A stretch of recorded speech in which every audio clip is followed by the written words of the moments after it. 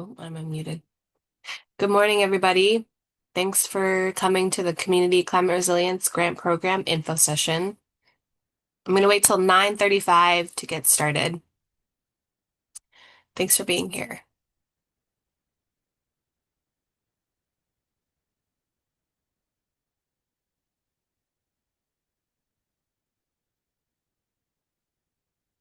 Hi, Sylvia.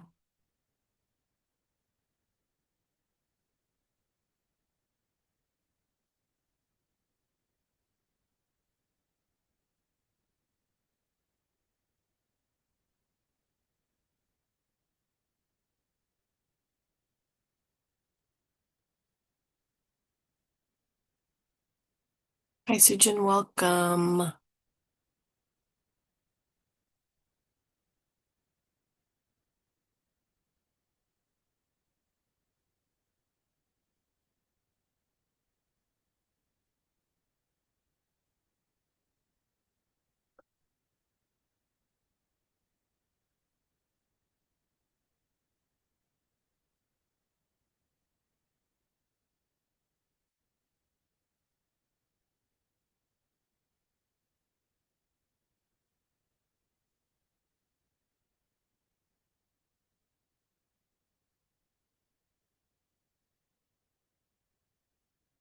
Morning, everybody. I'm just waiting 2 more minutes to start at 9:35. Thanks for being here for the Community Climate Resilience Grant Program info session. And thanks, Sujin and Nancy, for being here. They are helping to provide grant assistance, which we'll talk about today.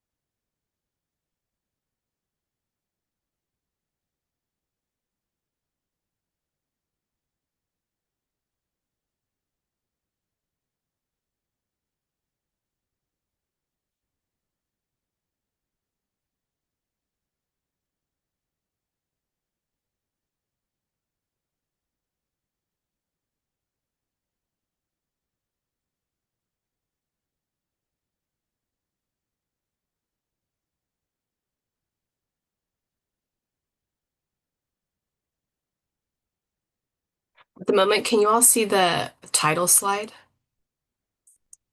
Big enough? It's visible? Okay, great. Thank you. For folks throughout today, if you have any questions, feel free to put them in the chat, or if it's easier for you to verbalize your question, just go ahead and raise your hand, and then I can allow you to talk. Okay. My guess is it's gonna take us maybe till about 10 o'clock. I don't think that will take the whole hour, but I am available here in case y'all have questions. So, hi everybody. My name is Stephanie. Any pronouns are good. I work for King County in the Department of Natural Resources and Parks. And my two main responsibilities is running this grant program and also developing a training for King County employees about climate equity. And I'm really excited for you all to be here. This is my second time running the grant cycle, so it's cool to learn more about like how to do things within King County that benefit our community. And thanks for being here. So, this is what we're going to cover today. Just a little bit about me, mostly an overview of the grant in case you're not familiar with it. We do have Sujin and Nancy here who are providing grant assistance. So since they're here after we talk about the grant itself, we'll hear from them about what grant assistance is available. Then I'll go over the eligibility for both applicants and projects, as well as the timeline of the grant. Then I'll go over application materials, including the form itself that you can enter all of your information in. And lastly, we'll go over scoring criteria, so that you all can ask any questions you have about like what you would be evaluated on. And I can tell you more about like how the grant review committee is structured. And then at the end, if there's further questions that we haven't answered along the way or have come up, that'll be a good time. But I would prefer that if you put your question in the chat or raise your hand and in the moment, I think that that's totally workable and preferred. So we can get right to it. All right. So again, a little bit more about me. I've been working at King County since last February, and again, this is my second time running this grant cycle. My background is working in the community. I was the co-executive director of my community of Seattle King County, which we had a lot of county and city grants. So I bring a lot of that experience being a grantee that was serving an ethnic community directly. I bring a lot of that experience into managing this grant and trying to really identify like where there are administrative barriers and trying to push from within King County to make it more flexible, and make funds available up front, at least portion of them, so that it puts less burden on our community-based organizations that are doing the work. And my background's in youth development and multicultural and urban and environmental education, so I get particularly excited about those kinds of projects, which they just happen to be a lot of the ones that get proposed for this grant happen to be along that. But I'll have you know that I'm not the decision maker in this grant. I just manage the process. Okay. Oh, I guess we'll go right into grant assistance. Is that okay, Susan and Nancy? Okay, Sure. take it away. Hello, everyone. I'm Sujan. I use she, her pronouns. I will be one of the people who could support you with your grant proposal should you choose to request support. I can help you. Well, the grant assistance consultants, can help talk through your proposal, see if it's eligible, strategize about how to approach the different questions, help you understand the scoring rubric and see how your proposal matches up to the rubric, and then review your drafts and give you feedback on how to strengthen your responses. Um, You'll see here that hours are limited and available on a first come, first served basis, but by no means don't hesitate to reach out. And there is a link in the slide deck and also in the guidelines on how to schedule. And I'll hand it over to Nancy. Thanks, Sujan. Hi, everyone. I'm Nancy. I use they, them pronouns. Yeah, like Sujan said, we're here to support y'all and looking forward to connecting with you and hearing more about your projects. Great. Thanks, y'all. At the end of today, I will be sending out these slides, which will be in PDF form. So you can just go to this slide in the PDF and click on this orange link that says schedule an appointment, and it'll take you directly to the Calendly link for you to schedule your discovery call if you want grant assistance with Sujan and Nancy. Okay. Thanks y'all for being here. Okay. So, I just want to start by giving you all some background from where this grant comes from, because that is really important for how we talk about in King County, and why this grant should continue to be funded, because it is funded by the general fund. There's not like a federal grant that we're getting that we're able to pass on to communities. This is an investment directly from King County's general fund in the budget. So, the Sustainable and Resilient Frontline Communities is a framework that was developed by a number of community leaders, some of whom are on this call, and or have been are still involved in environmental justice and climate justice organizing. And they came together to articulate what are the priorities of communities that are impacted first and worst by climate change in King County. And they came up with several focus areas that reflected these priorities. And this has now become one of the main sections in the King County Strategic Climate Action Plan.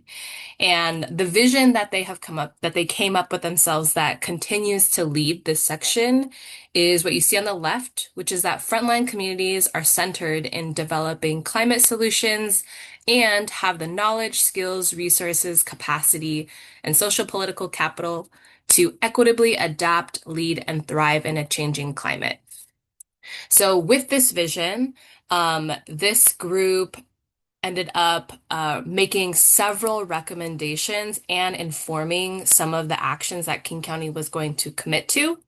And one of those recommendations they made was that King County should invest in a grant program that gives directly to frontline communities to initiate and carry out their own climate resilience projects. So that was a recommendation for how King County could support building the capacity of frontline communities to respond to climate change in culturally relevant ways. And that's the result of this program.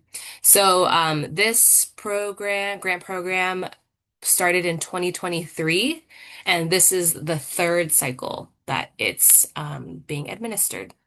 And also part of the Sustainable and Resilient Frontline Communities is a group of community leaders called the Climate Equity Community Task Force. Those original 21 community members turned into the task force, and this task force still exists today. With different members on it, and they are also giving recommendations and consulting and participating within King County and the climate equity team to try to advance their recommendations and agendas. So that's a little background from where this grant comes from and why King County continues to make this investment.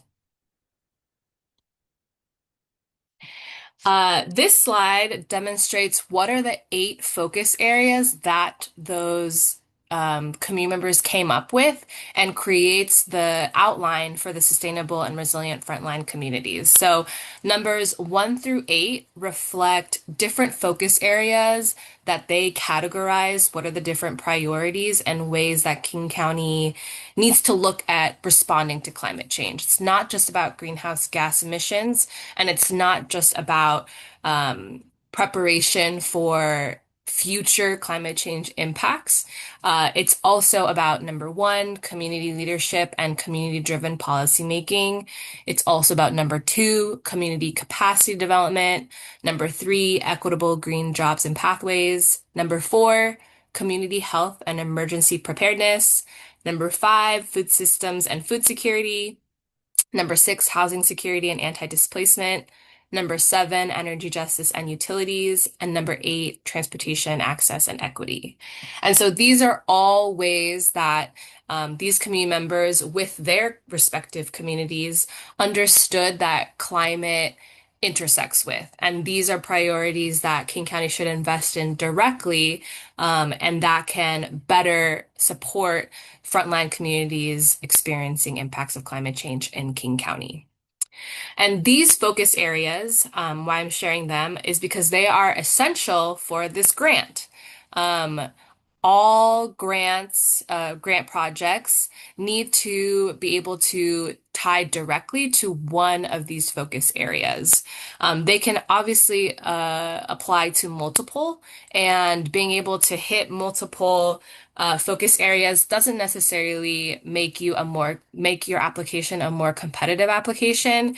What is most important is we want to see the clear connection between a proposed project and one of these focus areas. If you want to learn more, and I recommend it just for making sure that you have clarity about how your project ties to any one of these climate equity focus areas, you can visit the King County Climate Dashboard. And when you go to the Sustainable and Resilient Frontline Communities section, you'll be able to scroll down and click on any one of these focus areas so you can read more about the language that we use to describe that, and also what are the commitments that King County has made to take action regarding these different focus areas. That can also maybe spark some ideas for projects if you don't have them already, or you can see where maybe your project already aligns with something that King County has stated is a priority. So that link will be available also in this PDF, so you can click on that. Again, it's called the King County Climate Dashboard. This is also where King County will share about like how much progress has been made on any of these actions, as well as the equity objectives that they have for each of the actions. So if you want to poke around that and learn more about what King County is doing, highly recommend it in preparation for your application. Okay.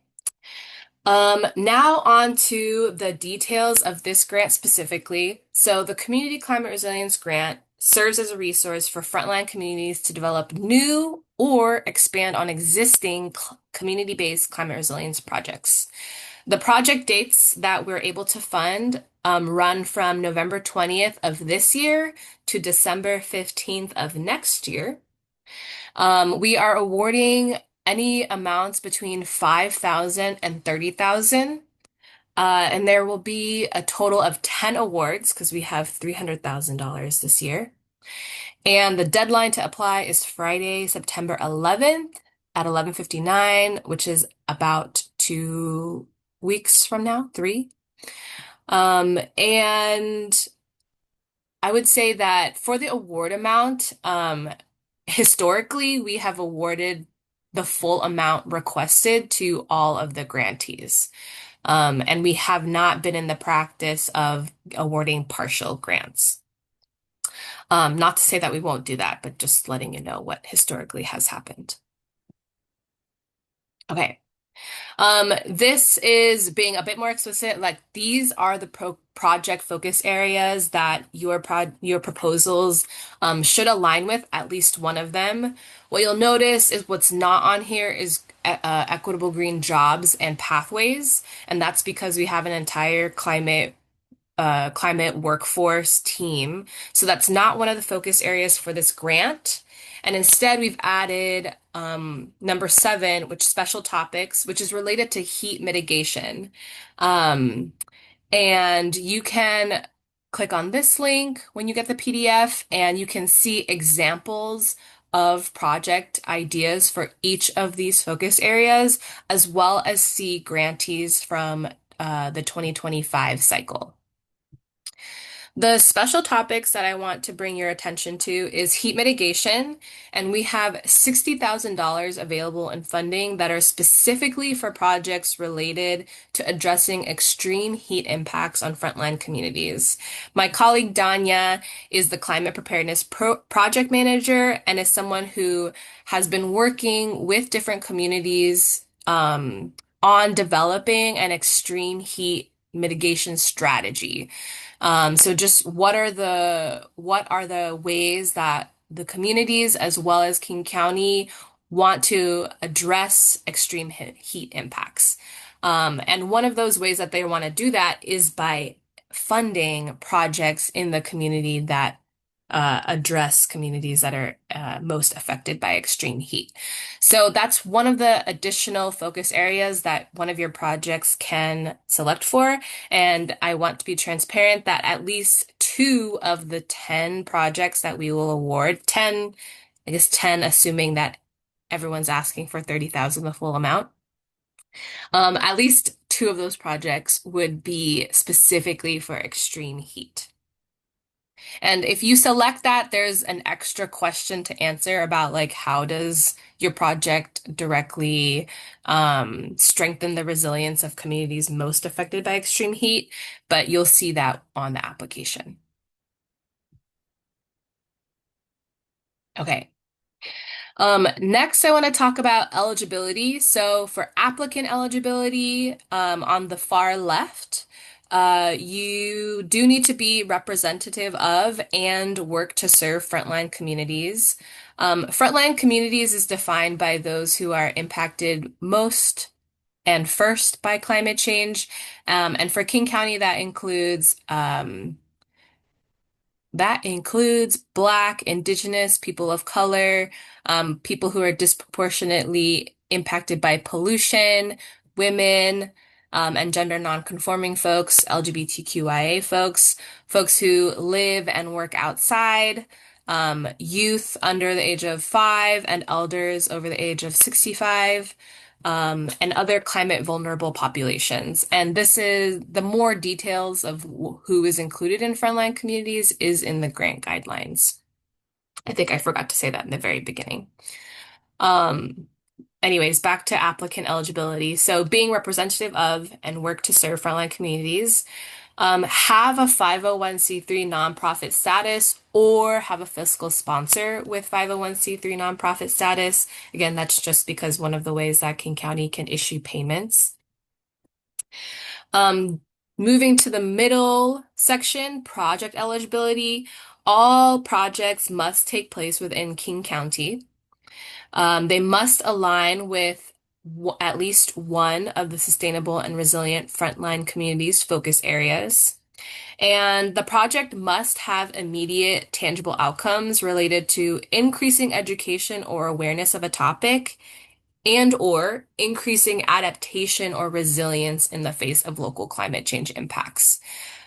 These are specifically somewhat broad so that they can appeal to a variety of ways that different communities understand improving education or increasing resilience, but they're specific enough in that we're seeking immediate and tangible outcomes. And then far right section, we will fund organizations that are new to receiving funding from this grant and organizations that have received funds previously. And we will fund projects that are new and projects that are already in existence. Projects that are not eligible are land acquisition, capital projects, and establishing a scholarship or mini grant funding. And then finally, for 2026, the funding priorities, which aren't required, but just wanting to let you know that these are priorities. Not that anyone who doesn't have them is disqualified. Projects that take place outside of the city of Seattle or take place in South King County, we still welcome Seattle-based projects to apply. And projects that serve or are led by youth or elders specifically. So that's just an additional priority that we're looking for. Doesn't necessarily mean if you don't have that, you're disqualified. Okay.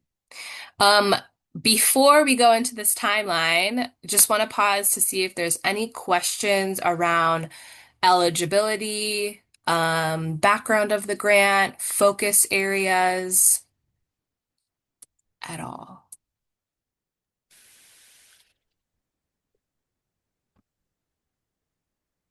We have a question in the Q&A, but I think you'll probably cover it later. So otherwise, we Okay. can do it at the end. Okay, thanks, Sujan. Oh, I see it.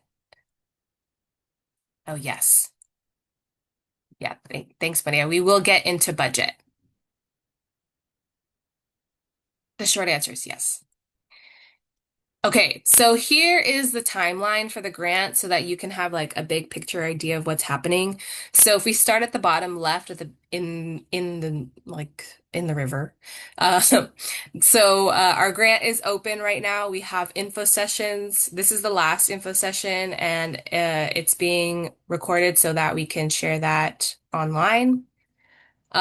The deadline is the deadline for asking for grant assistance is August 28th. That's 2 weeks before the application deadline. So I guess we're 3 weeks out right now. The deadline is September 11th at 11:59 p.m. That's a Friday. Notification of awards, we intend to be the week of October 26th.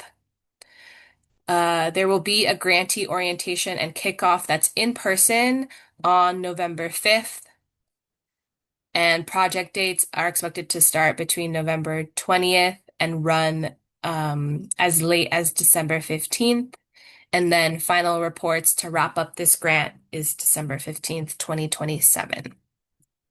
So just a little bit over a year to carry out projects. Okay. And I see a question from Sylvia about location. So your organization works across the Salish Sea region from South King County all the way up to Island County, but the project we want to propose for this would be located in Auburn. So it's okay that our org has programs. Yes, that is definitely okay. We just want the project to take place in South King County. So that would work. Yeah, the basis of where your organization is at is not as relevant. And I would speak to if you're doing things in places where your organization is not based, to describe like your connection to the community in South King County. Okay. Oh, I jumped the gun. Any other questions?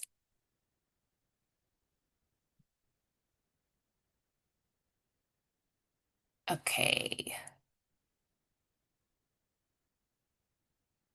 So next we're going to get into application materials, and Maria will answer your question here, where in the budget indirect costs are allowed. So the application is going to be completed via Cognito form. The questions, it's the form, you cannot save it and come back to it. So the questions are available for you to download in a Word document so you can work on that without having to type into Cognito form. You also don't need an account to complete Cognito form. It's not a portal. It's just a form that lives on a web page. Other parts of the application include a project budget proposal, which you can download as a Word document or an Excel spreadsheet, and you'll upload that to Cognito form. And then we also have a work plan proposal, which you can download in the form of Word document, and upload that to Cognito form. And I do want to share what Cognito form looks like really briefly. So here on my shared screen, when you go to the application link, this is what will show up is we have some information about info sessions about grant assistance. So this is where you can request a discovery call with Susan and Nancy for grant assistance. And then it goes right into the application. So the first section is eligibility, page 1. Um, Depending on your answers to this, it'll let you continue or not. So page 2 is applicant information. So this is all just like um, identifying information about who is applying. The third section is project information, which are all the details, the who, what, why, how much, about your project. This is the bulk of the application. There are some drop downs and numbers. We do ask for the estimated number of people who will be served directly or indirectly. We really recommend that you don't inflate your numbers. Being more realistic, that reflects also the budget as well as your narrative questions is highly recommended. Putting your start dates, which areas of King County will you serve? It's a selection. And then question 10, A, B, C, etc., is the bulk of the narrative questions, of describing what your project's trying to accomplish, key planned activities, and describing how your project involves frontline community members. For 10B, a bullet point is perfectly acceptable. The other ones that say describe, narrative would be great. And then you can see that if you pick extreme heat, it adds an additional question, just to help with evaluation for the extreme heat strategy specifically. And then at the bottom, the last section is the area where you will upload both your budget proposal, and it will accept PDFs, .doc, .docx, um, and your work plan proposal, which will accept similar things. Okay, so that's what the application looks like. Again, you're able to download this whole, like all the application questions, in a Word document so that you don't need to work on your application within Cognito Forms. Okay. That's what I just went over. Okay, so a little bit more detail about the about the budget proposal. So there's three main categories: personnel, program, and indirect, such as the fiscal sponsor fee, or portions of rent, um, for, yeah, percentages of rent. And this is a really high level. It doesn't need to be itemized. When you look at the budget proposal, I recommend doing that just to review it and see what we're looking for. They're mostly estimated amounts of money. And one of the scoring criteria is around budget equity. And we do have an optional narrative question where you can share any way, you can describe any budget decisions that help make your project more equitable and supportive for your community. And so you can opt to explain any of the choices that you've made in your budget. Um, the budget is one of the ways that community reviewers, because the review committee is made up of King County employees and community reviewers.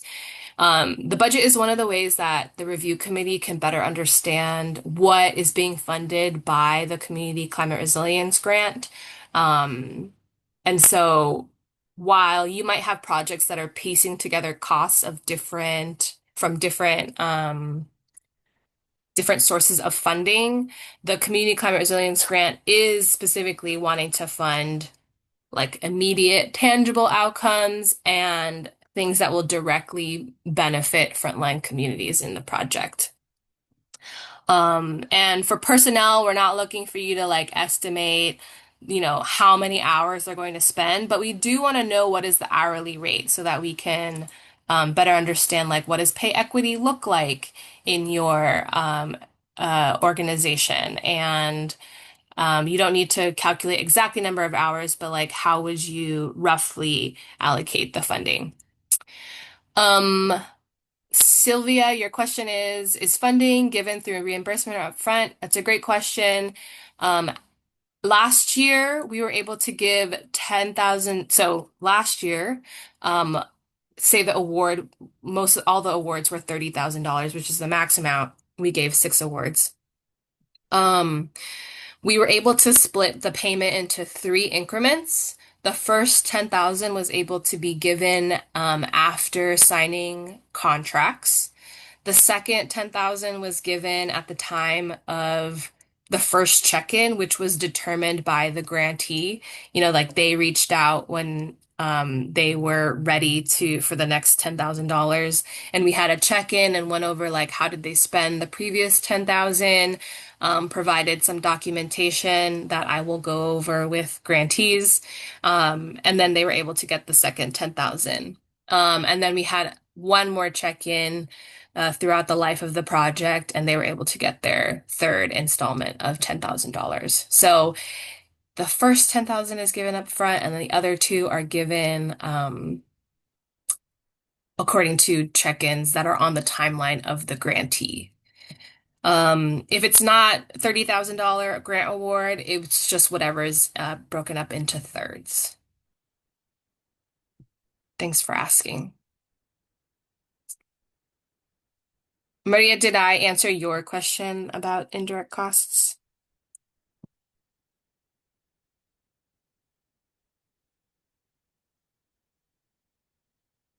Sujin, do you want to answer this? Oh, I see. Okay, got it. Okay, great. Okay, next slide. We're talking about the work plan.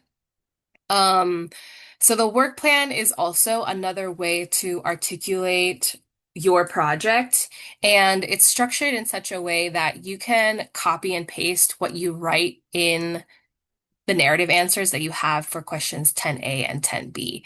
It's just putting it into a table so we can see the chronological order that you expect to do things. And how would you articulate, like, what are the expected outcomes that come out of your key activities? There are examples here, such as hiring your EJ project coordinator, and your expected outcome is that you have one staff dedicated to environmental justice. Um, I have heard from our review committee across different disciplines and backgrounds that having a work plan and narrative is really helpful to better understand what people are trying to do. So this is a document that you'll complete and upload to Cognitive Form as well. Okay, now I'm going to go into the scoring criteria one at a time. There are 4 criteria.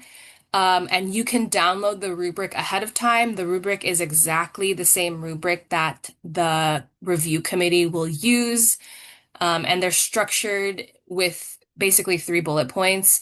The first bullet point is a question.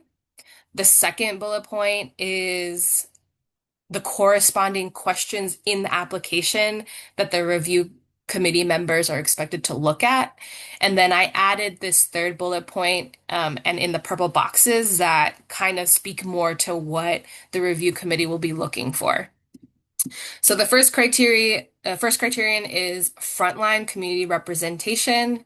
How well are frontline communities represented in the organization, the project's target audience, and at various stages of the project? Consider these questions that are in your application. And what we're looking for is involvement in most, if not all, stages of the project, projects done within close-knit communities or niche communities, or project leadership that grew from the community being served. Again, these are just examples of what we're looking for, of like what would answer the first question clearly. So again, the purple boxes, light purple boxes, are just examples of what to look for, of what the review committees are looking for. The second criterion is project clarity. So how clearly is the project directly connected to a sustainable and resilient frontline communities focus area? How clear are the priorities, values, social issues, needs, or lived experience of the frontline communities being served by this project? Consider these narrative questions, and then we're looking for direct connections to a focus area, a clear demonstration of how this focus area meets a specific need or priority of this community, and then details about how this community's experience of climate change that the project addresses.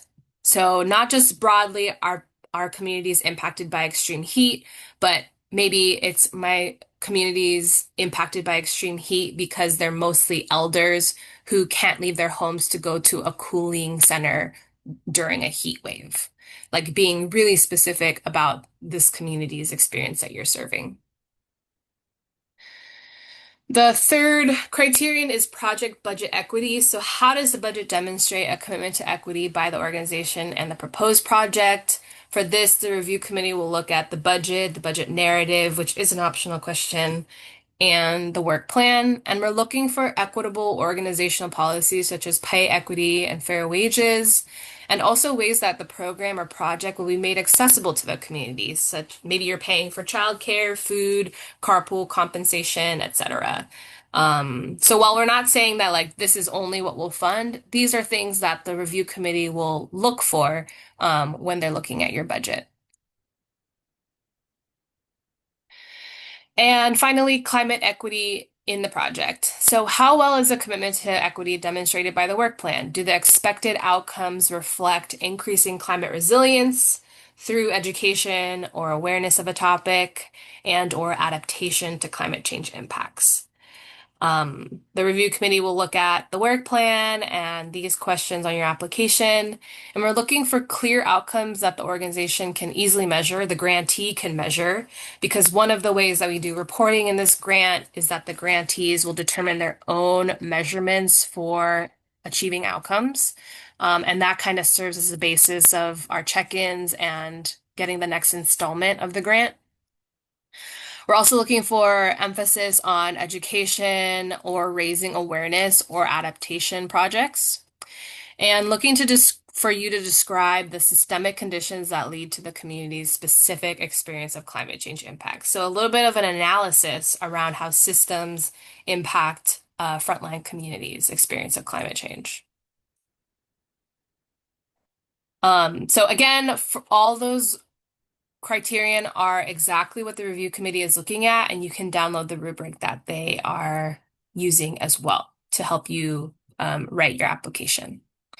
So that brings me to the end of my slides. On this Q&A slide, there is a link to the webpage, which I can drop right now so that you can start getting to that. It also has the a, a link to download the grant guide, which has everything I just talked about in much greater detail, and written out. And then also a link to the application. And on the main page, oh, I sent that directly to Sujin.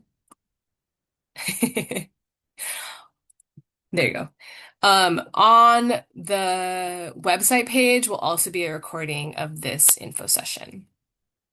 Okay, I'm looking at, yes, rubric is available to download both through this presentation as well as the website. It's a little further down, so you'll want to scroll past info session information, and then you'll get to a section that's, I believe it's called scoring and criteria. Yeah. And then can you sign up for multiple support sessions? You mean for grant assistance? I believe that the first call that you have with Sujin and Nancy is to just learn more about like what support you might need. Sujin, do you want to speak more to maybe how that process works? Sure. So, yeah, if you just schedule the initial tag up or a conversation, then we can determine from there if we need to meet again and how many times. There was another question, Stephanie, that I answered Hmm. in the Q&A, but I'll just go ahead and say it out Sure. loud. And the question was if folks are not available to meet by August 28, is it still okay? So as long as the request comes in by August 28, we can meet after that, but just note that that just cuts down the time that we can provide support, so it may not be quite as robust as if we had had more time to work with you. Thanks, Sujin. Okay. Any other questions?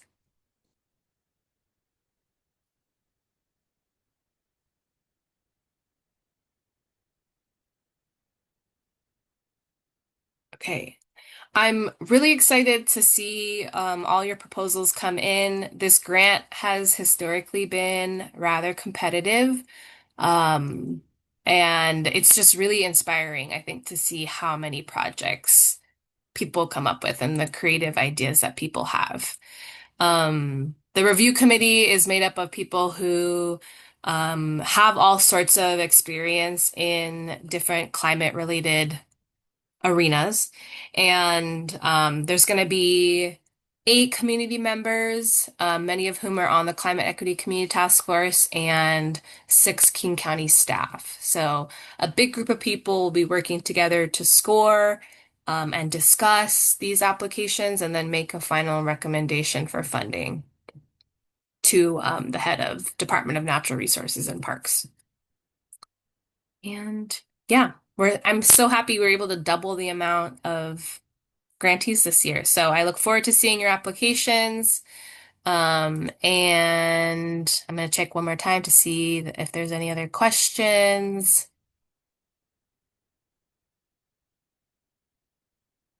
Okay. Oh yeah, and Sylvia, Sujin requested for you to send Sujin your email address so that you can arrange a time to initially meet, since your schedule might not align with the availability. Okay, great. Okay, thanks everybody for coming. I'll stay online till 10:30 in case anyone else pops in and or has further questions that you want to discuss.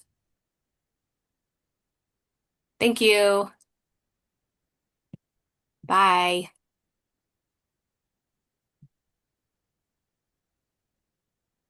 Appreciate y'all coming. Bye.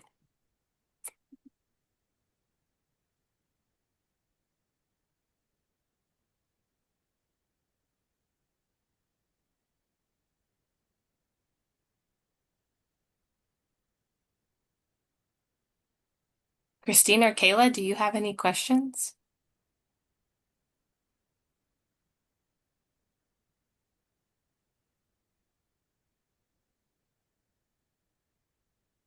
I wonder if they stepped away from their keyboards. Mm-hmm. Do you want to just remove them and then Yeah. we can chat and then stop recording? Oh, let me not report them to Zoom. Yay! Minutes. Yay. Stopped recording and stopped sharing. Yes. Okay. Hi. Hi. Wait, this still Why? says recording.